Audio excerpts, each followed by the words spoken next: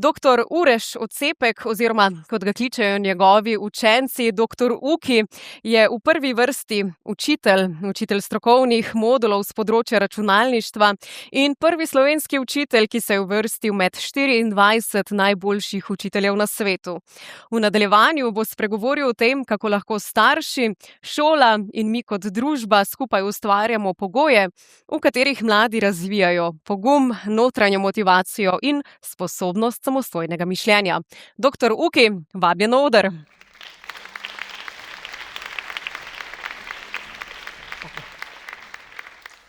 Lepo pozdravljeni še v mojem imenu. Hvala, Klara Eva, za najavo. Če kaj ne bo delal, ne mene kriviti, ampak kar mojega bivšega dijaka, ki je zdaj tole vse neštimo gor, ampak mislim, da je Sergej odlično uredil. Naj najprej povem, da ne bom govoril nobenega recepta, ki bi se lahko takoj prinesel ali v učilnico ali v osebno življenje. Pokazal pa bom, kaj deluje pri mojih učnih urah. In za začetek, zato da nekako spoznate, kaj je moj zorni kot ali pa moje izhodišče. Rojen sem še v prejšnjem tisočletju, zdaj upam, da boste rekli, koliko je mlad in koliko je star. Potem nimam bioloških otrok, imam pa trenutno 122 otrok v učilnicah. Seveda učim 13 let, tako da je že kar nekaj generacij šlo tudi pri mojih učnih urah.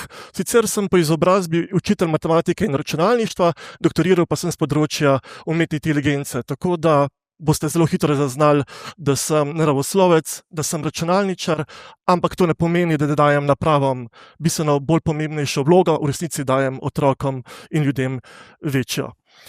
In seveda, ko sem dobil vabilo, in hvala za to vabilo, da lahko tudi glas učiteljev nekako predstavim na tej konferenci, sem šel pogledati, kdo vse je že gostoval na Idea podcastu, ki ga spremljam. In zagotovo bi najprej nekako izpostavil dr. Manco Košir, ki je tudi takoj me kontaktirala, ko sem postal učitelj leta. Potem z dr. Janom Podjedom lahko rečem, da mi je v čas, da se poznava in njegova predavanja me vedno navdihujejo. Seveda Denis je prvi, ki je kot novinar me povabil, ko sem postal top 50 učitelj na svetu. No, z Martinom Golobom pa so bila celo sodelavca, ker sem 11 let v Zagorju igral orgle. Tako da 1 leto sva bila. Ampak v resnici ne kažem zato, da bi zdaj vam dal imena, s kom vse sem povezan. Hkrati, če pogledate besede, ki se pojavljajo v besedah oziroma v naslovih, boste zelo hitro ugotovili, da se povezujejo tudi z vrednotami, ki jih bom v nadaljevanju predstavil. Ampak v resnici, koliko časa je Klemen potreboval, da me povabi, kajti jaz sem pričakoval povabilo že prej. Namreč, ko sta bila David Zupančič in Ana Roš povabljena, sem rekel, gleda kandidate za osebnost leta, ki jo ima časopis Delo. Ni se še zgodilo. No, potem so prišli področje umetne inteligence, seveda dr. Kononenko in dr. Zupan sta moja profesorja na doktorskem študiju, medtem ko Matej Nalenka pa moja asistenta na dodiplomskem študiju. In se rekel, zdaj bom hvalna vrst. Ja, ni bilo še tako. No, potem se rekel, Klemen se vrača v Zasavje. In sicer dr. Maša Jazbec, s katero sem tudi sodeloval in bom pokazal tudi nekaj primerov, ali pa skupina Laibach, ki je iz Trbovelj, ali pa samo dr. Jure Knez, povezan z DVSoftom. Pa še ni bilo vabila v podcast. No, vmes je bil celo dialog v Piranu. No, in v tem dialogu je nastopil moj bivši dijak, tako da je bil bivši dijak pred mano, Rudi Medved, če ste mogoče gledali. Tako da, ja, in res spremljam ta podcast. No, in ker moji dijaki mislijo, da sem neke vrste influencer, so mi 2 leti nazaj rekli, da moram imeti svoj avizo, svoj jingle, ko predavam različnim publikam. Nisem pesnik, ne znam peti, znam pa seveda nekaj sprogramirati in sem prišel na idejo, kaj pa če bi umetna inteligenca naredila moj začetni song. In ga je. Ampak, ker je 2 leti že v uporabi ta avizo in ker je nedelja in ker je ura čez 1, sem rekel, kaj pa če bi jaz publiko presenetil z glasbo, ki jo na Idea konferenci ne bi pričakovali. Hkrati pa boste dobili vpogled v moje življenje kot učitelja na Srednji tehniški in poklicni šoli v Trbovljah.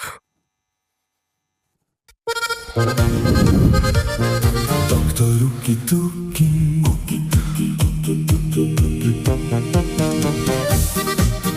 Doktor Uki tuki. Doktor Uki tuki, pretvarjam bite v stvari odbite, uči mladino, da nam bo v življenju fino. Doktor Uki tuki, Uki tuki, uki tuki, doktor Uki tuki, uki tuki, uki tuki, doktor Uki tuki, uki tuki, uki tuki, doktor Uki tuki. uki tuki, uki tuki. Ja, sicer nisem pričakoval na tako velikem ekranu, ampak učitelju se vse zgodi.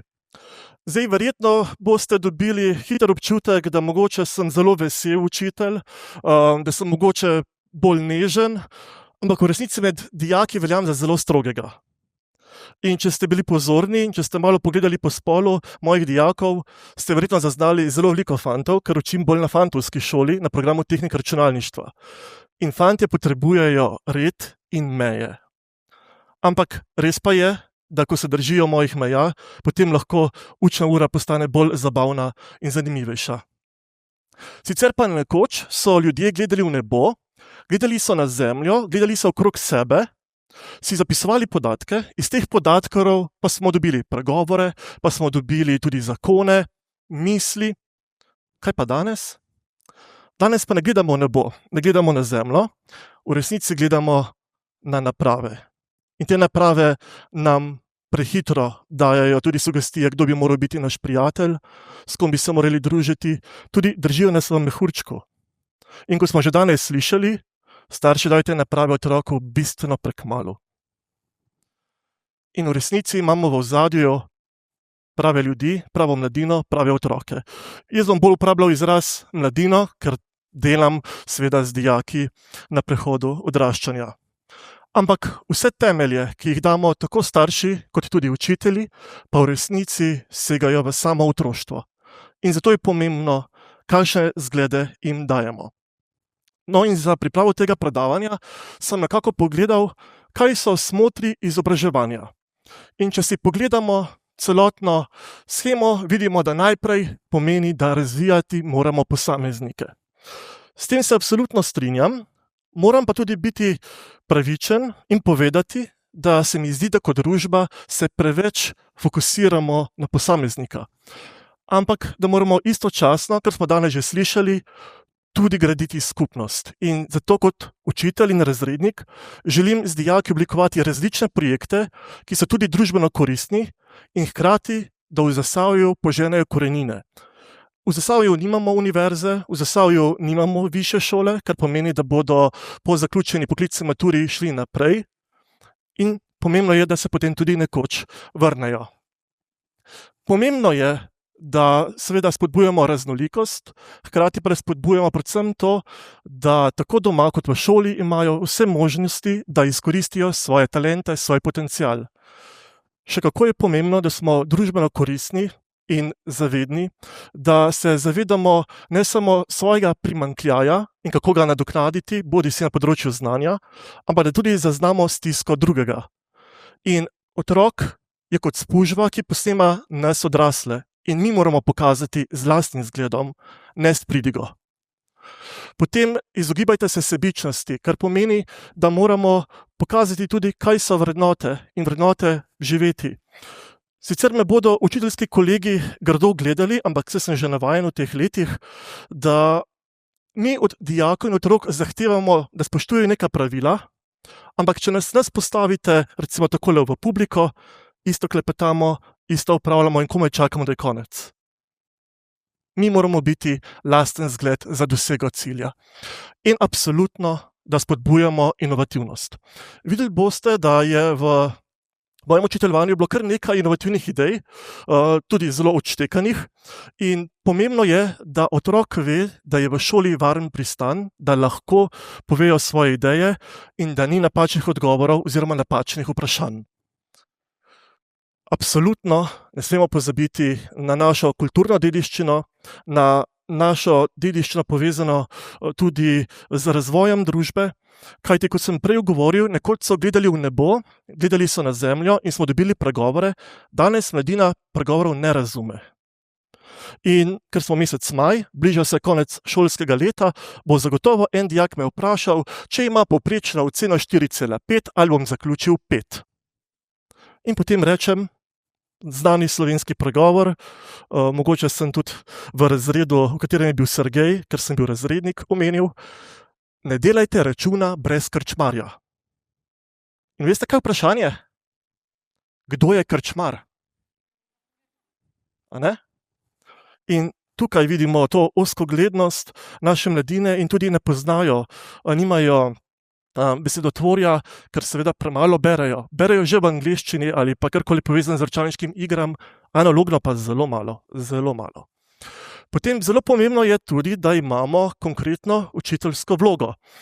Učitelj ne more biti prijatelj svojim otrokom, torej dijakom, lahko je pa nek vzornik in nekaj, kar bom rekel ponovno bogoskrunskega v pedagoških vodah, zavedam se, da velikokrat igram tudi očetovsko vlogo mojim dijakom. Nekaj let nazaj sem postal razrednik in je ena mama zaklicala na roditeljskem sestanku, kako je vesela, da ima moškega učitelja, ki mu je še povrhu razrednik in da končno bo dobil očeta. Predstavljajte si pri mojih letih, da to reče mama na roditeljskem sestanku. Ampak potem, ko sem začel analizirati in seveda dijaki mi veliko povedo tudi, kaj se doma dogaja, potem hitro ugotovim, da so družine vse prej kot tradicionalne. Da velikokrat tudi moška vloga manjka pri vzgoji otroka in potem verjetno išče otrok, torej fant, tudi nekega moškega vzornika in zato se mi zdi še tako pomembno, da sem dosleden in strog. In najbolj zanimivo je, da ko je konec šolskega leta, ali potem, ko končajo poklicno maturo, običajno do mene ne pridajo najboljši dijaki, ampak tisti, ki so imeli pri meni popravni izpit, ali pa ki si jim že v prvem letniku konkretno postavil mejo. Kajti vejo, da nič ni bilo iz moje zlobe, ampak v resnici, da je bilo zelo pošteno in cenijo, da je učitelj pošten. Kar pomeni, če je kazen, mora biti seveda zaslužna. Potem pomembno je, da je izobraževanje zelo aktualno in videli boste, da se nekako trudim, kolikor je seveda možno, da dijaki uporabljajo tehnologijo, ki je danes aktualna. Ampak moji dijaki so stari od 15 do 19 let. Niso predšolska vzgoja, da bi že uporabili telefone. Potem bodite tudi družbeno odgovorni in tudi to je treba privzgojiti našim otrokom. In zdaj to, kar vidite, ni zraslo na mojem zelniku. To ni moja filozofija. Ampak je filozofija iz leta 1897. In to je zapisal Josip Brinar, zelo pomemben učitelj in ravnatelj, ki je tudi ustanavljal dekliške šole v Savinjski regiji in na žalost pozabljen. Ampak je prav, da nekako na ramenih velikanov se tudi osredinjamo na tiste, ki so že zapisovali, v kakšno smer bi morala iti tudi slovenska šola. No, in da se pohvalim in da sem družbeno angažiran, hkrati pa da vas spodbudim k lastnemu premišljevanju in raziskovanju. Josip Brinar prihaja iz Zasavja, med Trbovljem in Hrastnikom je živel in je moj drugi prastric. Zdaj pa, kaj to pomeni? A sploh mi vemo, kaj to pomeni? To je v bistvu mali bratranec mojega pradetka, oziroma Angleži imajo lep izraz second cousin 3 times removed. Ampak a si znate vizualizirati? Verjetno ne. In tle je dodana vrednost. Sem tudi ljubiteljski rodoslovec, tako da lahko zelo hitro vizualiziram, kje sem jaz in kje je Josip Brinar. Ampak to sem šele pred kratkim ugotovil, nisem to ni nobena dediščina, ki bi prihajala iz roda v rod. Ampak če se mi zavedamo svojih temeljev, potem lahko tudi vemo, s kakšnimi težavami se soočamo. Na vsezadnje je tudi porast družinskih terapevtov, ki delajo analizo družine, rišejo in tako naprej. Hkrati pa je tudi, da nekako vemo, da pripadamo nekemu okolju in da smo sad tega okolja. Ampak tisto, kar je najbolj nevarno pogosto, pa je, da nas to dela ozkoglednega. In zato sem šel še korak naprej, dal sem analizirati svoj DNK, tako da vem, da sem potomec vikingov, skitov, kijevskih Rusov in tako naprej in sem si razširil svoj zorni kot, iz kje prihajam. In samo 10% sem Slovenca. Zakaj to govorim? Zato, ker med mojimi predniki so, če rečem laično, sami slovenski priimki. Torej nekaj ne štima v učbenikih zgodovine. In tudi tega besedila ne znamo več brati. Tudi to smo izgubili. In zelo podobno znanje, to je zapisano v slovenščini mimogrede, je tudi znanje, kaj pomeni znak 1, kaj pomeni znak 2. In kot matematik to dijakom povem, ampak nažalost šele v srednji šoli. Znak 1 pomeni en kot, znak 2 je bil čas kot Z, ima 2 kota, znak 3 se zapisa kot sigma, ima 3 kote. 0 nima kotov, ker je krog. In te abstrakcije nas nekako samo naučijo, tako je in pika, ne da bi razumeli. No, in da boste razumeli besedilo, zapisano v latinici, pomembno je, da se zavedamo naših prednikov in da znanje je kot neka snežna kepa, ki kar naprej se potem kotali. No, in kot učitelj sem se večkrat preizpraševal, kaj so moje vrednote, kaj želim dati otrokom, kaj želim kot učitelj doseči. In zato sem nekako oblikoval mojo filozofijo, zato da se vsako leto v septembru preizprašujem. M kot miselnost, vidite, da sem poimenoval MOL, sicer sem ljubitelj metuljev, ampak metulj je predolg akronim, tako da sem raje šel na nočnega sorodnika molja. In miselnost ni samo v tem, da želim, da so dijaki razgledani, ampak hkrati tudi, da premišljeno nekako iščejo informacije, da so odgovorni tudi do tega, komu verjamejo, kaj nekako berejo, iz česa se izobražujejo. In tisto, kar je najbolj pomembno, da tudi dvomijo v mene kot učitelja. Jaz recimo sem 2 leti nazaj, v septembru, začel predavati o osnovah računalnika, kakšen je bil računalnik in sem rekel, da domačo nalogo poiščite kakšno informacijo več, kot sem jaz dijakom povedal, o računalniku, o Elektri Nikon Z1. In potem pride ponedeljek, dijaki domače naloge niso naredili, kako sem gotovo, ker sem jih vprašal, ali ste našli kaj novega. In so rekli, vse ste že povedali. No in potem sem dal navodilo, vzemite rdeč kuli, prečrtite, kajti ta računalnik ne obstaja. In tako so hitro ugotovili, da je še kako pomembno, da in preverjajo, hkrati pa da opravljajo svoje zadolžitve. Ampak veste, kaj je najbolj žalostno? Dobil sem vprašanje, profesor, a moramo mi to vse znati? Ne? Tako da preveč slepo gremo po eni poti. In odgovornost do informacije je tudi odgovornost do okolja, do družbe. In še kako je pomembno, da tudi z lastnim zgledom, kot že rečeno, pokažemo mladini. Tudi ljubeznivost je kako pomembna. Torej, kljub temu, da učitelji smo strogi in da imamo meje, morajo dijaki se tudi zavedati, da imamo odprta vrata. In če imamo odprta vrata, potem zelo hitro pridejo dijaki do mene, po drugi strani pa včasih nimajo filtra in preveč zvem. O prvih ljubeznih, kdaj so šli narazen, tako naprej, tudi kakšne druge biološke informacije želijo od mene. Hkrati pa seveda ta ljubeznivost tudi pomeni odgovornost do mene kot učitelja, da me spoštujejo. Ne, da se me bojijo, ampak spoštujejo. In kaj ta spoštljivost v resnici pomeni? Bil sem z 10 dijaki v Španiji, v Sevilji, in bili smo proti koncu 2. tedna, pride en dijak do mene, jaz upam, da ni v publiki, in me vpraša, če lahko obiščemo kakšno cerkev. Sem rekel, okej, lahko poiščemo, ampak takrat je bila katedrala zaprta v Sevilji in nismo obiskali. Naslednji dan ponovno pride do mene, če bomo obiskali kakšno cerkev. In sem rekel, zdaj mi povej, zakaj cerkev, ne? V Sevilji imamo marsikaj. No, in potem mi je malo kolebal in je rekel, jaz bi šel pa k spovedi. Okej, rečem, jaz pa šel nazadnje, pa reče, 2 tedna nazaj, sem rekel, ko si po 2 tednih naredil? In pol je kolebal, sem rekel, sam povej, a jaz kaj ne smem vedeti? In imel že malo bolj rosne oči. No in na koncu sem gotovo, da je želel, oziroma ne želel, da je kar dejansko naročil pico po noč, ko sem jaz spal. In imel slabo vest. Ampak tudi to je neka odgovornost, da je čutil potrebo potem, da se spove.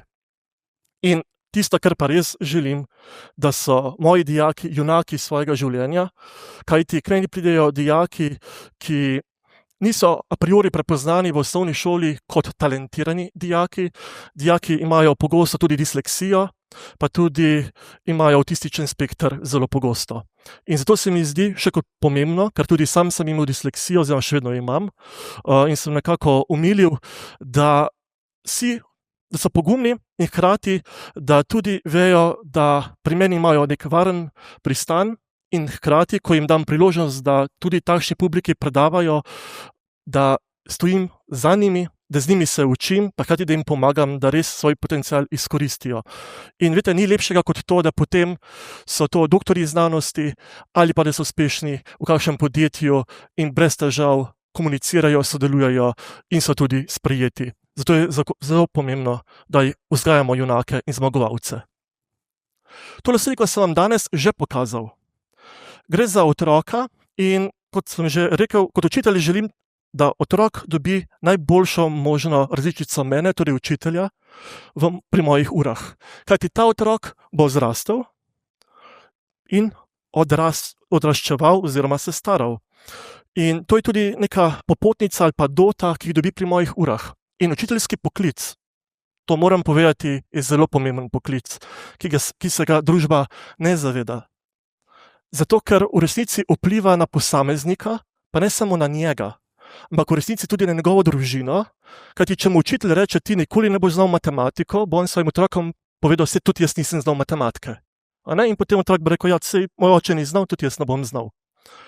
In seveda, ker dočakamo lepo starost, tudi vplivamo na vnuke.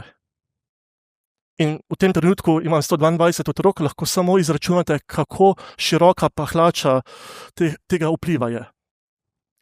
In seveda, ker želim, da so ne samo samostojne osebnosti v nekem varnem okolju, tudi dajem jim znanje s področja umetne inteligence.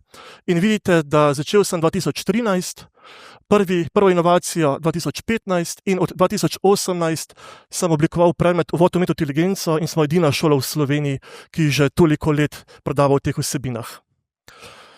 Tukaj vidite tudi to inovacijo zgoraj, naredila sem personaliziran učbenik, gre za priporočilni sistem, ki priporoča različna gradiva in sega v leto 2015, torej bistveno pred velikim boomom umetne inteligence.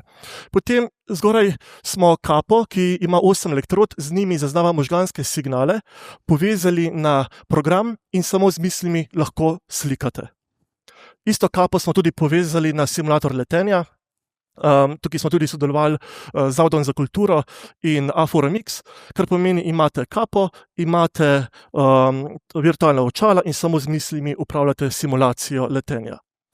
Seveda, ker vzgajam tehnike računalništva, se mi zdi pomembno, da vedo, kako tehnologija dela, in če vedo, kako tehnologija dela, potem bodo tudi kritično in etično uporabljali.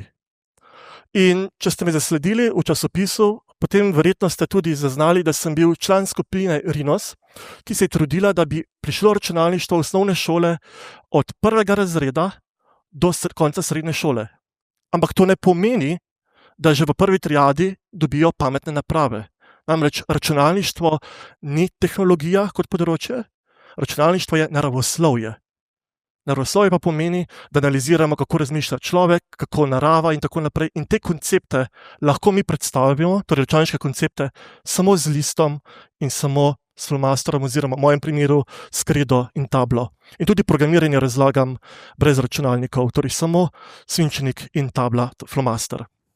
In spodaj tudi vidite primer, kako predavam umetno inteligenco. Naj povem, da 2019 smo pravilno napovedali zmagovalca Eurosonga. Bili smo natančnejši od stavnic, ampak to je tudi zadnje leto, ko smo imeli takšen projekt. Zakaj?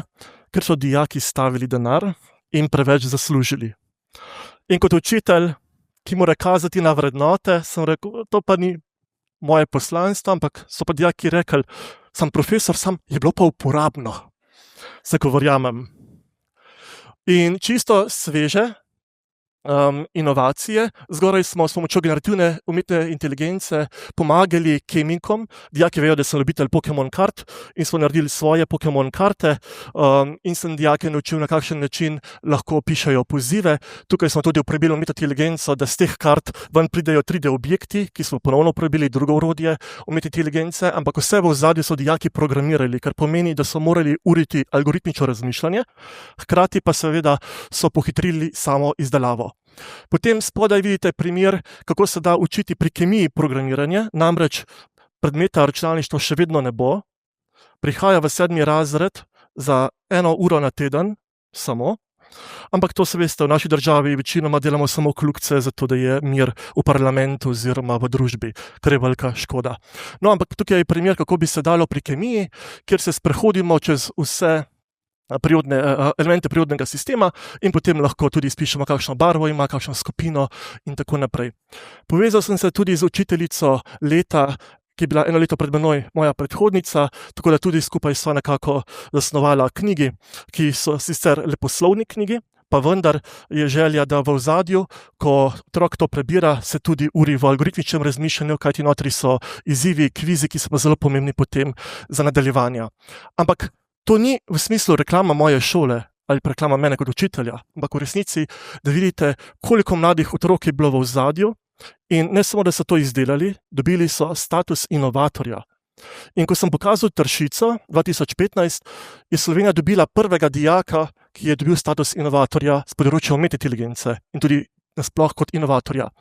In tukaj, če pogledate vse dijake, govorim za moški del dijakov, čisto vsi ti inovatorji so izdelali produkt v 1. letniku. Kar pomeni, da se da, res pa je, da je veliko tudi dela po pouku, ob vikendih. Recimo včeraj sem imel ob 8. zvečer sestanek z dijakom, ker imajo tukaj veliko dela, pa se prav tega imajo. Ja, sicer v Trbovljah, ko sem prišel na šolo, so prišli dijaki samo z področja Zagorja, Trbovlj in Hrastnika, ker pa se zadnja 3 leta res smo zelo pogosto v medijih, tudi dosegamo zavidljive rezultate, pa na mojo šolo hodijo iz 12 občin. V letu, ki prihaja, novem šolskem letu, se bo pridružil še Laško, poleg recimo najbolj skrajnega Domžala ali pa Šentjurja pri Celju in smo res ponosni, da se nekateri 1 uro vozijo v Trbovlje, zato da poslušajo vsebine s področja računalništva na takšen način. Zdaj moram biti iskren, da odločevalci večinoma zamahnejo z roko, redko me poslušajo, zelo redko, in večinoma rečejo, kar delite dobro še naprej, mi bomo pa pač poskrbeli na takšen način, ker ne želimo odpirati Pandorine skrinjice in nažalost se potem zgodijo prenove, ki so samo krpanja. Žal. In zato jim večkrat rečem, da v turbulentnih časih ni problem turbulenca, ampak odločanje z včerajšnjo logiko. In v kategoriji saj ni res, pa je. Leta 2022 smo obiskali singapurski ravnatelji, da naj jim predstavim, na kakšen način sem peljal predmet uvod v umetno inteligenco, torej na moji šoli.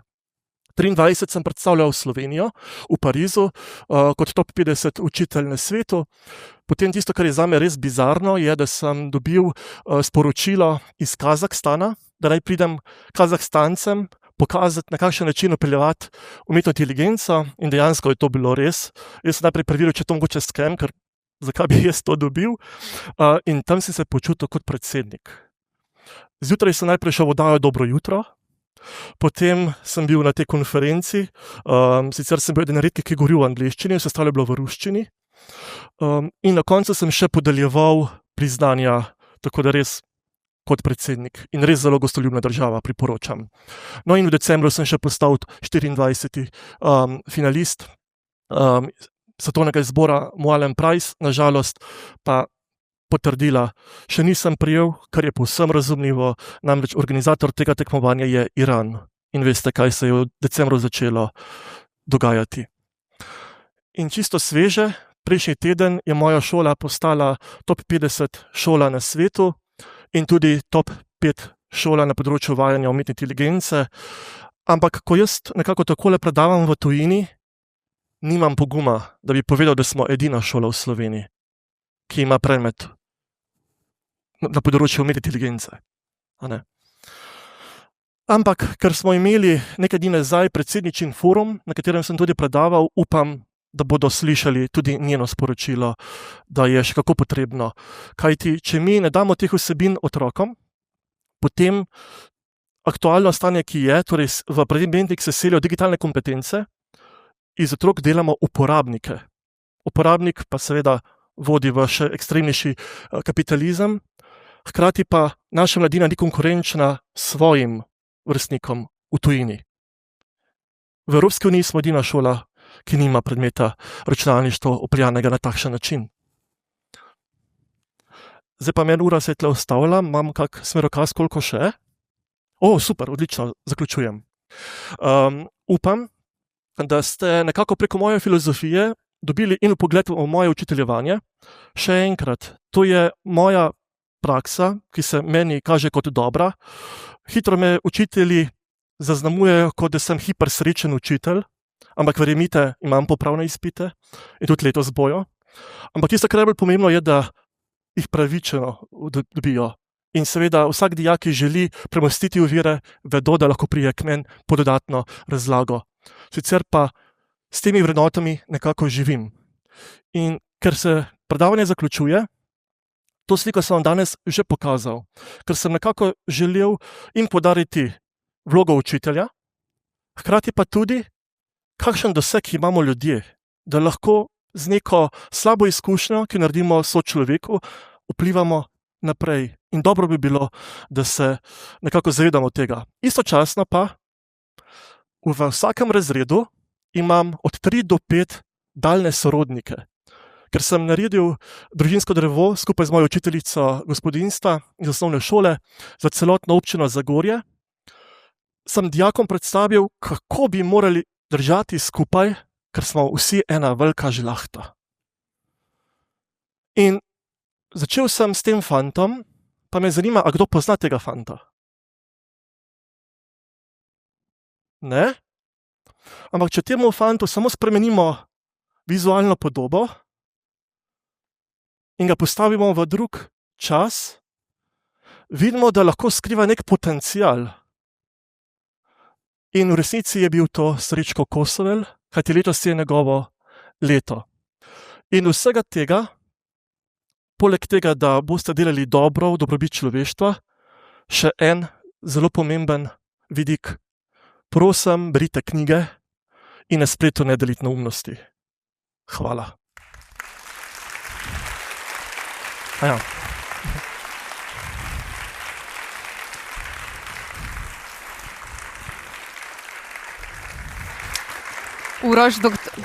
Uroš, se slišimo, zdaj pa se bomo slišali. Najlepša hvala, komaj čakam, da začneš poučevati tudi odrasle, ker enkrat se še ne bi vpisala v srednjo šolo. Zdaj pa, publika, vaša vprašanja, bomo dali besedo tamle gospodiču, nekje na sredini, ja. Ja, pozdravljen. Se sliši. Moje ime je Uroš in jaz v bistvu se ukvarjam pa na terciarnem nivoju, ne, se pravi, en nivo više kot vi z umetno inteligenco. In mene zdaj samo ena stvar zanima. Vemo, da je Slovenija v povprečju po digitalni pismenosti pod povprečjem Evropske unije. Tako je. Kaj je vaše mnenje, zakaj je do tega prišlo? Recimo, jaz sem izkušnjo od obeh staršev, ki jo je groza, ker izvide od zdravnikov morata prejemati preko digitalnih medijev in sta popolnoma zgubljena, če ne bi bilo mene. Druga stvar, zakaj menite, da je tak odpor do umetne inteligence? Jaz sem izkušnjo, da na moji katedri za računalništvo vsi moji kolegi govorijo o tem, da se ne bo popolnoma nič spremenilo. Veste, kakšna bizarnost je to zame? Ko vidim, ko se svet spreminja, oni pa govorijo, da se ne bo nič spremenilo. Govorim glede seveda umetne inteligence. In pa še zadnja stvar.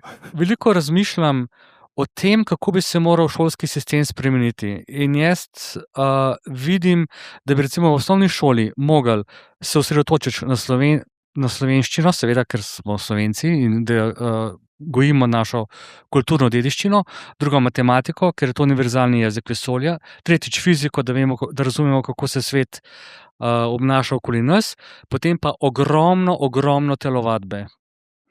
To je dejansko pa računalništvo seveda, ne? In jaz ne razumem, zakaj na nacionalnem nivoju ne vidijo potrebe, da bi bilo računalništvo obvezno od 1. razreda? Hvala lepa.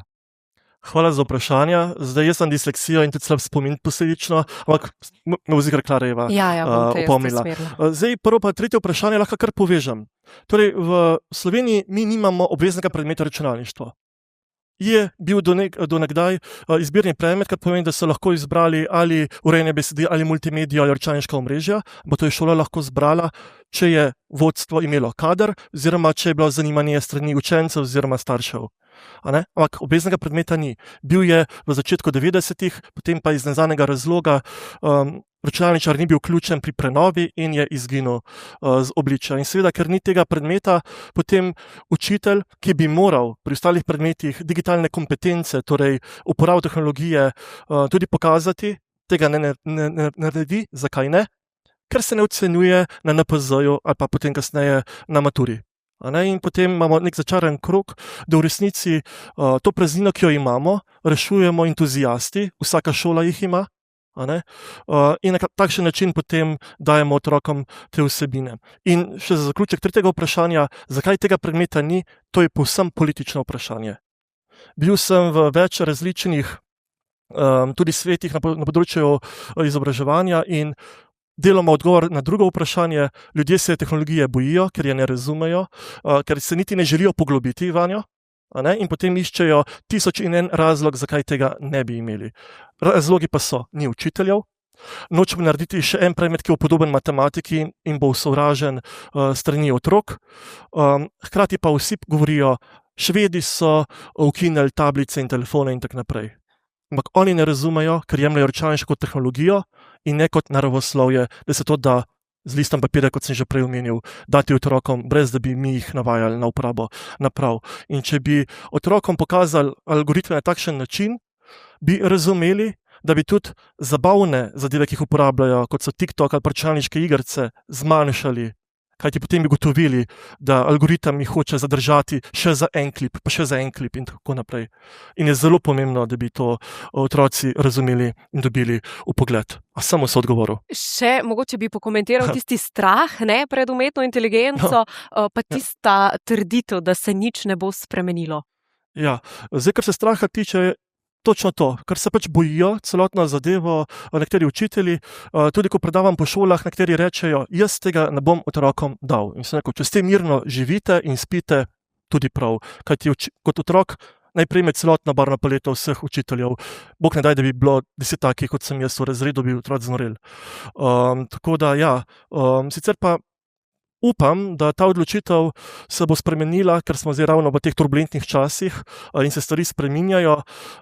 Pa tisto, kar ste prej rekli glede predmetov, jaz pa ne bi poimenoval predmeta na tak način, ker ti to samo vodi v ozkoglednost. Mi bi morali imeti neka področja in potem bi moral učitelj biti interdisciplinaren in povezovati med sabo. To bi rešilo situacijo. Dokler pa vsak neguje svoj vrt, torej jaz sem matematik in samo matematiko bom delal, v bistvu delamo škodo. Kajti otrok, recimo jaz učim tudi 2 leti zdaj matematiko na naši šoli, jaz se povezujem s programiranjem in jim kažem, kako pri programiranju so poimenovali funkcijo f od x, ko je to v bistvu tam v Pythonu def, f pa recimo oklepaju x. Torej, da se da povezovati. In to bi morali tudi učitelji delati. To delamo napako. Bo v redu odgovor? Smo vse zajeli, ne? Hvala lepa. Še eno vprašanje si bomo privoščili pred koncem. Tamle gospodič, 5. vrsta od zgoraj.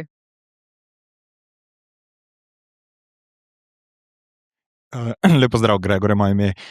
Jaz bi se vam najprej zahvalil v imenu, jaz bi rekel, kar cele Slovenije, ker se moramo mogoče zavedati, da smo letos imeli najslabše rezultate v zgodovini nacionalnih preizkusov znanja, ker pač delate in ste vzor. Zanima me pa v bistvu, kako bi mi lahko doprinesli, zavedamo se, da je pač tudi politično vprašanje, temu, da bi se to razvili. Mi nimamo na drugem kontinentu dobre prakse, mi imamo v Trbovljah. Kako lahko pomagamo, da pač se to razširi in da taka praksa pride med čim več ljudi oziroma čim več učiteljev, pa ne pravim, da ste sam vi pravilen, jaz vem, da je veliko načinov, ampak en izmed vzorov, recimo umetna inteligenca, vi ste, jaz verjamem, da pa nisem toliko star, ste pokazali ene par primerov, ker se nisem zavedal, da se izvajajo v Sloveniji. Tako da. Ja, zagotovo, čim več se o tem pogovarjati, kajti dober glas seže v 9. vas in s tem se tudi nekako potem naredi skrb družbe. Dokler tega duha časa ni zaznati, potem smo v nekem takem pad položaju, kjer delamo samo za kljukce. Bil sem v številnih projektih, tudi v teh komisijah, ki bi lahko odločale, ampak notri preglasijo ljudje, ki nimajo v bistvu stika s šolstvom, žal. In potem nekako takoj tudi utišajo. In prej, če ste me dobro poslušali, ko sem predaval, v Sloveniji delamo za mir, ampak napačen mir. Mir v parlamentu. Kar pomeni, da če bi se to vprašanje pojavilo, potem bi tudi odločevalci drugače razmišljali. In to je dejansko odločevalsko vprašanje, kajti stroka je že to naredila. Jaz bil sem tudi skupine Rinos, ki je pripravila začetek 2016, tu še nisem bil zraven, 2019 pa sem pomagal oblikovati okvir in kako peljati te vsebine brez uporabe računalnika. Torej obstaja dokument, vsebine so natančno določene, vzeli smo angleški načrt in ameriški načrt, ampak to je šlo lepo spremembo vlade v predal. Najlepša hvala, dr. Uki, za odgovor. Dame in gospodje, še en aplavz, prosim.